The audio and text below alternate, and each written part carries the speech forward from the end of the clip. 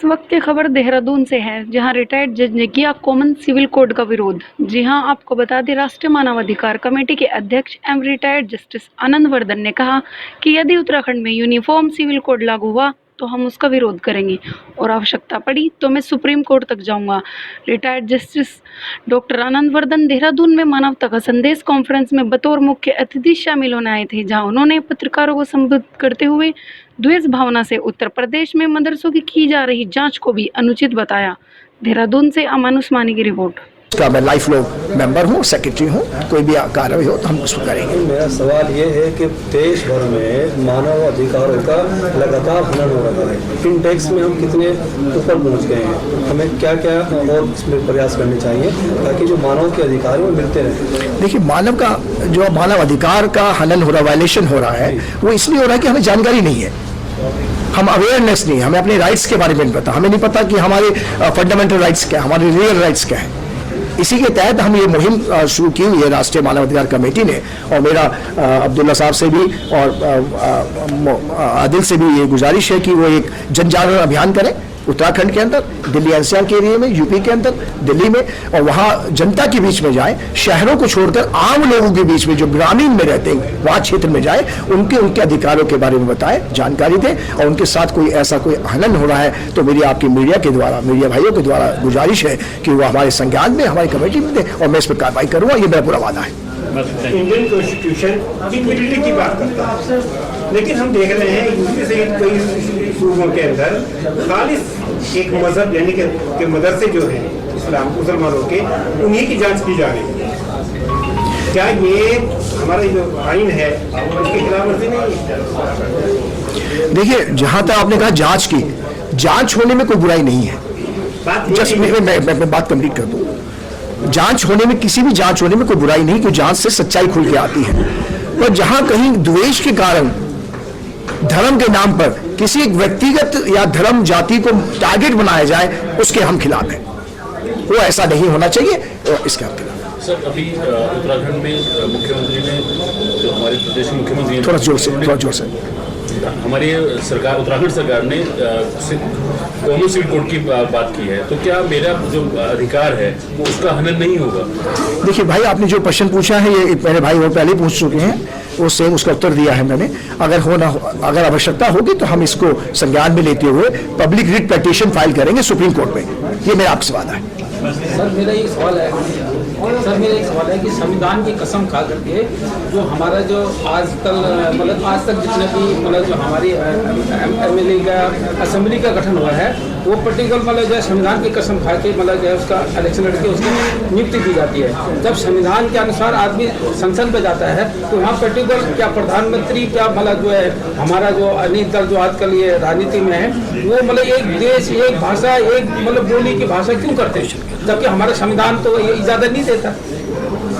देखिए, आपने पहले अपने मेरे जो प्रश्न पूछा उसका उत्तर भी आपने दे दिया। संविधान की कसम खा के जो है उसका इलेक्शन लड़के उसकी नियुक्ति की जाती है। जब संविधान के अनुसार आदमी संसद में जाता है तो वहाँ पर्टिकुलर क्या प्रधानमंत्री, क्या जो है हमारा जो अनेक दल जो आजकल ये राजनीति में है, वो एक देश, एक भाषा, एक बोली की भाषा क्यों करते हैं, जबकि हमारा संविधान तो ये इजाजत नहीं देता। देखिए, आपने पहले अपने मेरे जो प्रश्न पूछा उसका उत्तर भी आपने दे दिया, तो मुझे देने की आवश्यकता नहीं है। आपने कहा कि जो पार्लियामेंट में जाते हैं, विधायक में जाते हैं, वहाँ उसकी शपथ लेते हैं, तो किसकी शपथ लेते हैं? संविधान के लेते हैं। तो संविधान सबसे ऊंचा है, और हम संविधान की रक्षा के लिए संघर्ष करते हैं। राष्ट्रीय मानवाधिकार कमेटी आपके साथ है, आपके संज्ञान में कहीं भी, किसी देश में, किसी प्रदेश में, किसी गाँव में, पंजाब हो, हिमाचल हो, उत्तराखंड हो, यूपी हो, कहीं भी पूरे देश में कहीं भी कोई ऐसा संघर्ष होता है जहाँ आपके मानवाधिकार का हनन होता है, तो राष्ट्रीय मानवाधिकार कमेटी और डॉक्टर आनंद वर्धन आप, और अगर आवश्यकता पड़ी, फिर मैं कह रहा हूँ, अगर ये उत्तराखंड सरकार जैसे आप कह रही है, मेरे संज्ञान में भी बात नहीं आई है, जानकारी नहीं है, मीडिया के थ्रू थोड़ा बहुत तो चल रहा है, पर ऑन द रिकॉर्ड जो बात है, अगर ऐसा कुछ होता है तो मैं आपको विश्वास दिलाता हूँ कि राष्ट्रीय मानवाधिकार कमेटी के जो डिप्टी कन्वीनर है उत्तराखंड के मोहम्मद आदिल अफरीदी, और हमारे दिल्ली एनसीआर के जो हमारे कन्वीनर हैं, डिप्टी कन्वीनर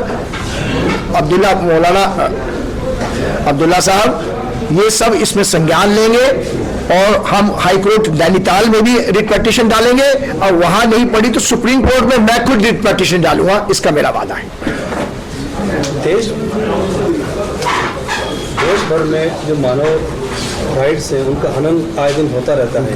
अभी उत्तराखंड की 2 घटनाएं अभी हम आपके सामने रखना चाहेंगे। एक दलित युवक ने एक ठाकुर लड़की से शादी कर ली तो उसके घर वालों ने उसका मर्डर कर दिया। दूसरा एक लड़की का एक और मर्डर हो गया, इसलिए कि उसको कहा गया कि आपको वीवीआईपी लोगों को ट्रीटमेंट देना है, उनकी हवस का शिकार बनना है, उसने मना किया। तो ह्यूमन राइट्स हमारे कितने खतरे में देश में। देखिए, इस बात की मैं घोर निंदा करता हूँ राष्ट्रीय मानवाधिकार कमेटी के द्वारा भी, और जहाँ तक कि आपने कहा ऐसा अत्याचार हुआ, ऐसा हुआ है, आप हमारे संज्ञान में दीजिए। मैं व्यक्तिगत रूप से, पर्सनल रूप से इसमें कार्रवाई करूंगा। और पर इसमें साथ में मैं जोड़ना भी चाहता हूँ कि हमारा जो उद्देश्य राष्ट्रीय मानवाधिकार कमेटी का है वो केवल दलित तक या किसी मजहब तक सीमित नहीं है, वो सब मानवता का संदेश है।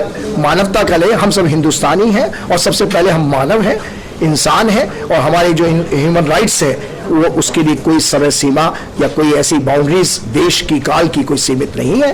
और उस सब के लिए हम राष्ट्रीय मानवाधिकार कमेटी भारत में तो संघर्षरत है ही, इसके अलावा यूनाइटेड नेशन से भी संयुक्त राष्ट्र है, संयुक्त राष्ट्र संघ का जानते ही हैं। और मैं इस वक्त भी वर्तमान में भी high commissioner of the human rights Geneva, जो वर्ल्ड की हाईएस्ट अथॉरिटी है ह्यूमन राइट्स की, उसका मैं लाइफ लॉन्ग मेंबर हूँ, सेक्रेटरी हूँ। कोई भी कार्रवाई हो तो हम उसको करेंगे। मेरा सवाल ये है कि देश भर में मानव अधिकारों का लगातार हनन हो रहा है।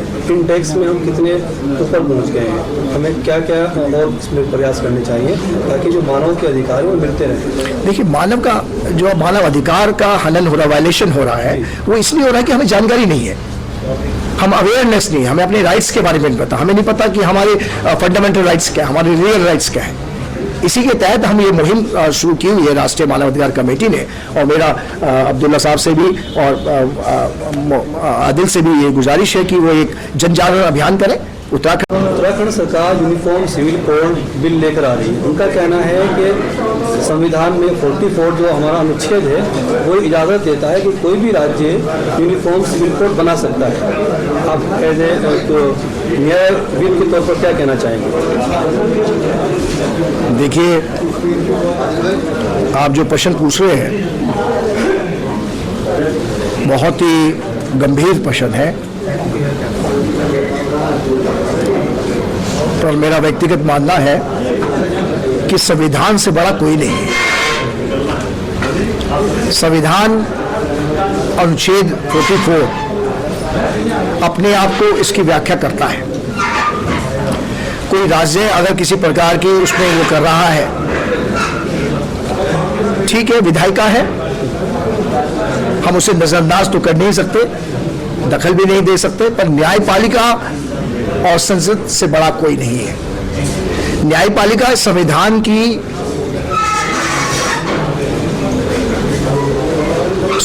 को संविधान के अनुसार चलाने के लिए बाध्य है। ये ड्यूटी है न्यायपालिका की कि जो संविधान में हमारे अधिकार हैं, मौलिक अधिकार हैं, उन सबका पूरे देश के नागरिकों को उसका मिले। इसीलिए राष्ट्रीय मानवाधिकार कमेटी की स्थापना भी हुई है, वरना क्या आवश्यकता थी राष्ट्रीय मानवाधिकार कमेटी की? बहुत राजनीतिक दल हैं, बहुत एनजीओस हैं, पर इसी बात की जो आपने प्रश्न पूछा है ये मेरे दिल में भी ठेस लगता था और आज भी लगती है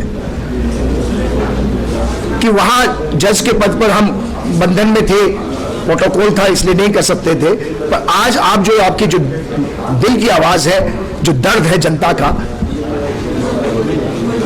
वो उठाने के लिए हम आज आपके कंधे से कंधा मिलाकर हमेशा खड़े हैं। राष्ट्रीय मानवाधिकार कमेटी आपके संघर्ष में शामिल है और ये मैं विश्वास दिलवाता हूं कि अगर आवश्यकता पड़ी तो हम सुप्रीम कोर्ट जाएंगे इस मुद्दे को लेकर। आर्टिकल 44 के तहत अगर समान नागरिक संहिता लागू करते हैं तो जो आर्टिकल 25 से लेकर 29 तक में धर्मानुसार आचरण करने और विचरण करने के आपको अधिकार दिए गए वो प्रभावित हो जाएंगे।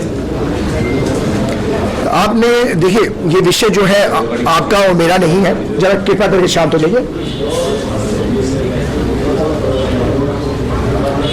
ये जो विषय है संसद के पास और न्यायपालिका के पास जब जाएगा तो मुझे पूर्ण विश्वास है कि इस पे न्याय होगा और सबके हितों का ध्यान रखते हुए ही माननीय सुप्रीम कोर्ट इस पर अपना निर्णय करेगी और कोई एक जज, एक व्यक्ति नहीं करेगा, पूरी न्यायपीठ करेगी उस पे।